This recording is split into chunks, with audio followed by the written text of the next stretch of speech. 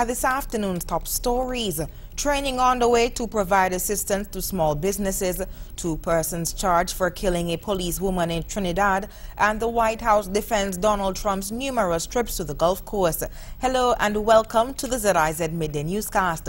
Today is Tuesday, March 21st, 2017. I am Shaira Flanders. Nationally, a number of stakeholders are currently undergoing a 3-day certificate training for Future Small Business Development Center at the Chamber of Industry and Commerce, or CIC, with the aim of establishing centers in St. Kitts and Nevis to facilitate entrepreneurs in the small medium-sized sector. The SBDC is an initiative that was launched by the Organization of American States in 2015. The model, as stated by OAS, focuses on one-on-one and long-term assistance to help clients generate sustained economic impact through the establishment of new businesses, new jobs, increases in sales, and access to capital and other areas.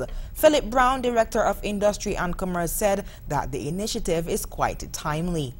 This, in fact, comes at a time when our government has mandated to focus much of its resources and overall strategic growth vision on the development of the sector.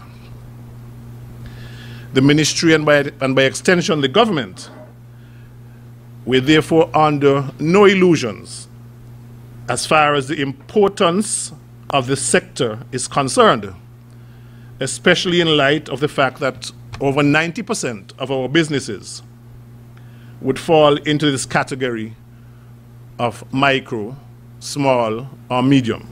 Renee Penko, OAS representative and program coordinator, said that the aim of the training is to ensure that persons get a better understanding of SBDC with a plan to establish it in St. Kitts and Nevis.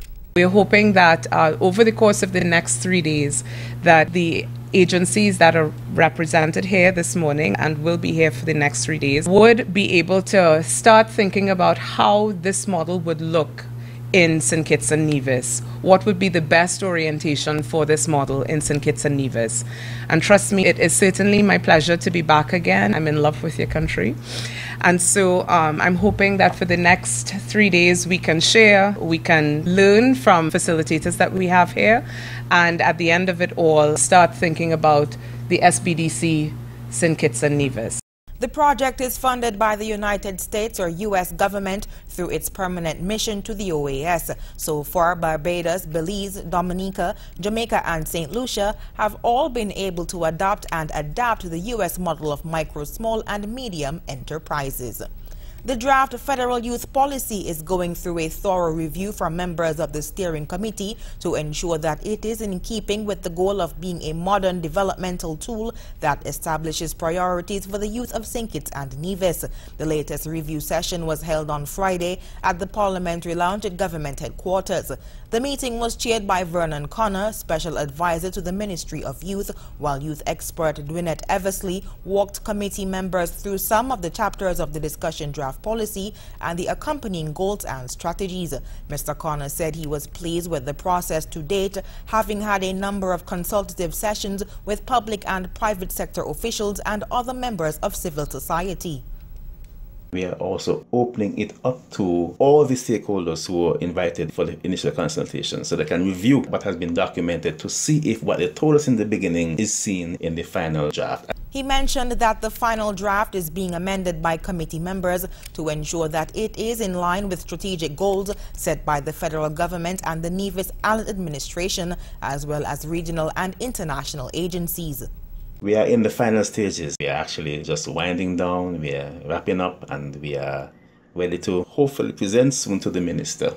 A final consultation will be held at the end of the month to present the revised draft to stakeholders. He said the details for the National Symposium are being finalized and will be shared at a later date. The police have seized a gun and 68 rounds of ammunition found in a piece of luggage that arrived at the Robert L. Bratcher International Airport on Thursday on board a flight from the United States. According to a police statement, the luggage was unaccompanied and tagged to a passenger traveling to St. Kitts.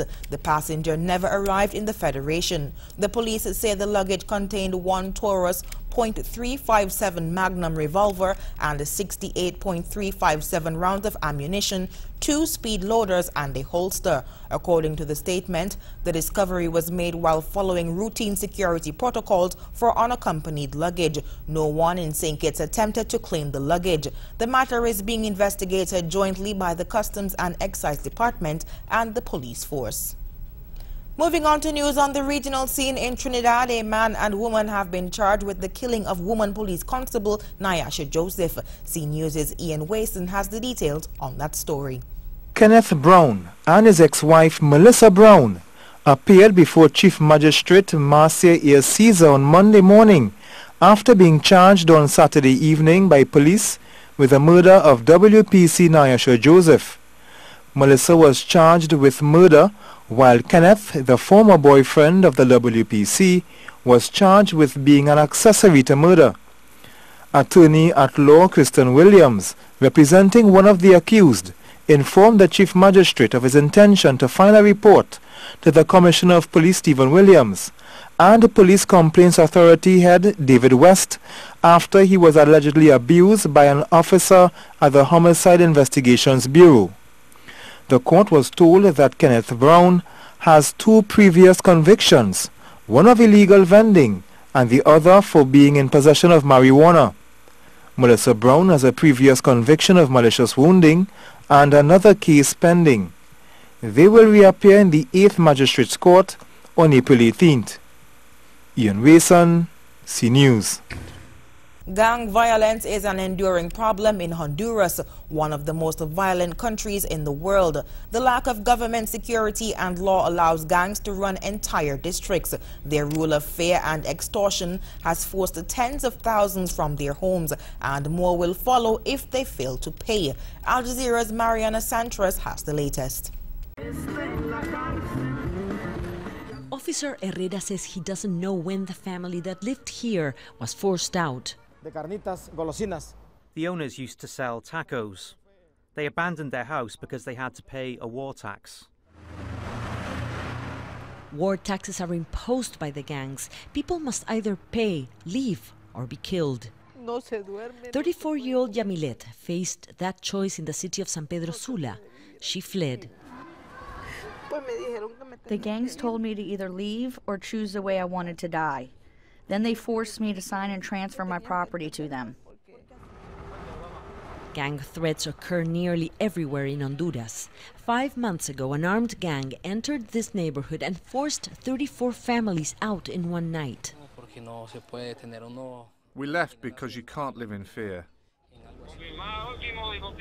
Isaac Flores says they were lucky because the army was called in to patrol the neighborhood and they were able to return. Many neighbors here say the military presence makes them feel safe, but this is only one of a few neighborhoods around the country where soldiers are patrolling. A government study of 20 municipalities says 174,000 people were displaced in the last decade, and that's just one study representing only 20% of the country. The study is an approximation. It should be done in all of the country, because if the people are moving, the state is not protecting them appropriately. The United Nations High Commissioner for Refugees representative calls it a silent crisis. In most cases, people leave without reporting the threats. They don't go to the government for help, finding refuge instead with relatives or friends. People believe there is no government response to help them because there is no security or justice system that may guarantee that a person who forces displacement of another will be punished. Yamilet says even then she would be too afraid to return. I know what the gangs are capable of doing. They kill anyone, and I am afraid for my children and me. Most of the gang's victims are poor who don't have the means to leave, and they must submit to the gang's rules and live in fear. Mariana Sánchez, Al Jazeera, Tegucigalpa, Honduras. Moving on to news on the international scene. Before becoming president, Donald Trump was a vocal critic of then-President Obama's visits to the Gulf course. But now the White House is defending President Trump's 10th visit to the course, stating that it is different. Here's more. If I win this, I'm not going to be playing much golf. not going to be playing, believe me.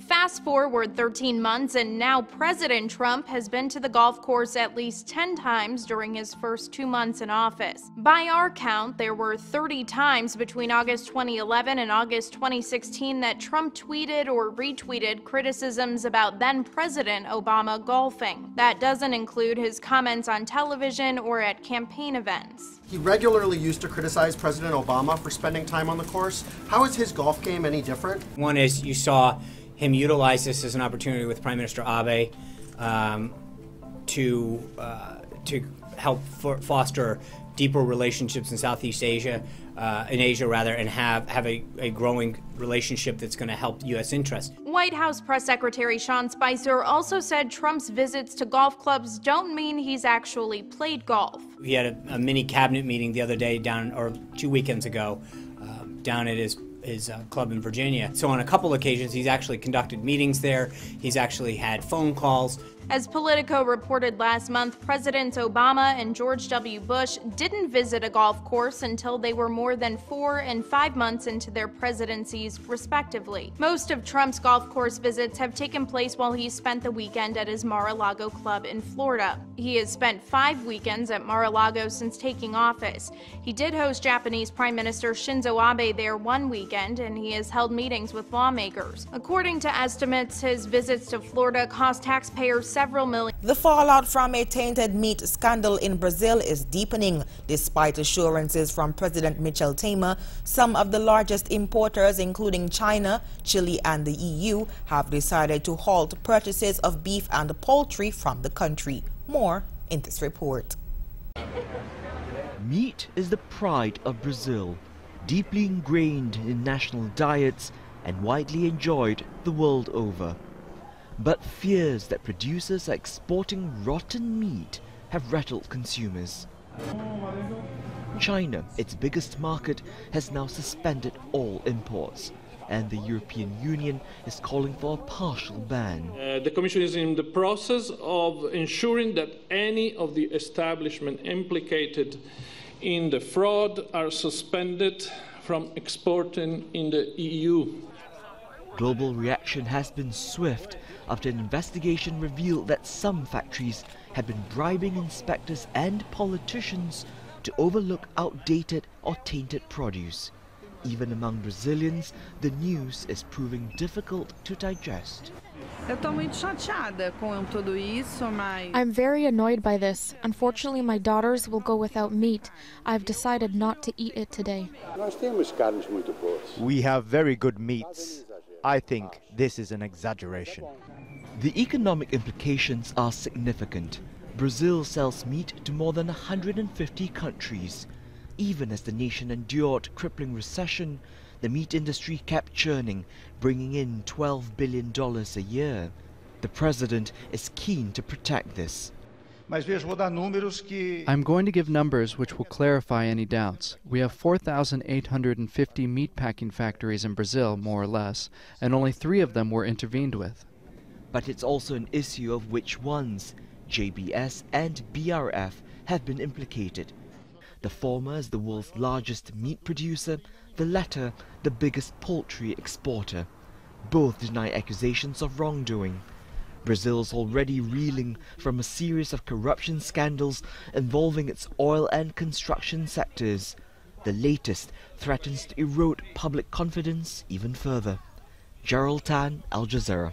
And now for the weather. Present weather is partly sunny. Temperatures today will peak at 79 degrees Fahrenheit. Winds are blowing from the southeast to east to southeast at 7 to 11 miles per hour. Seas are moderate to rough with waves reaching up to 8 feet. Warnings remain in place for small craft operators and sea bathers against rough sea conditions. Tonight is expected to be mostly clear with temperatures reaching as low as 74 degrees Fahrenheit.